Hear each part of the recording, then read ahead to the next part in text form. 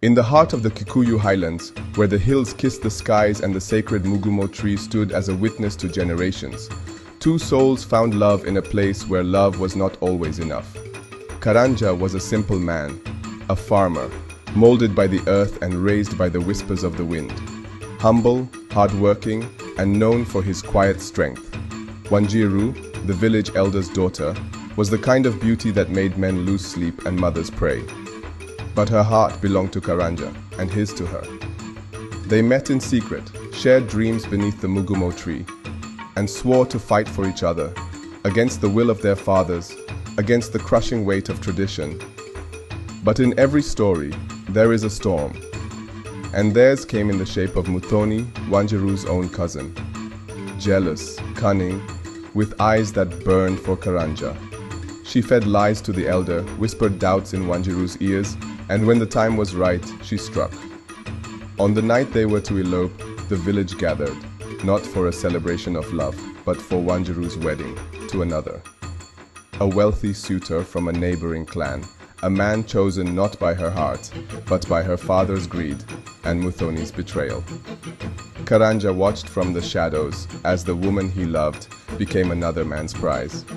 Blamed for dishonoring the elder's house, he was cast out, banished like a cursed child. The village turned its back on him. The land that once embraced him now spat him out. Years passed. The seasons changed. The boy they exiled became a man of wealth, trading with distant lands, building a new life. But even as the world opened its arms, his heart never truly healed. When he returned, the village had changed, but not its heart.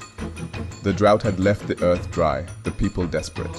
And Wanjiru, the once radiant girl, was now a shadow of herself, widowed, worn, and trapped in a life built on regrets.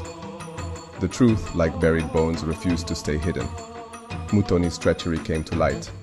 She had stolen not just Karanja's love, but Wanjiru's dreams. The village gathered, their tongues sharp, their hearts colder than the mountain streams. They demanded justice, revenge, blood, but Karanja chose forgiveness. In front of the very elders who cursed him, the same people who threw stones at his back, he took Wanjiru's trembling hand, not as a victor, but as a man who knew that forgiveness is heavier than hate. "I have carried this burden long enough," he said. "I release it. Not for you, not even for her, but for me." And just like that, he walked away, with Wanjiru by his side, leaving behind a village that could not understand how a man betrayed could still choose mercy. Because some wounds only love can heal, but some villages never forget.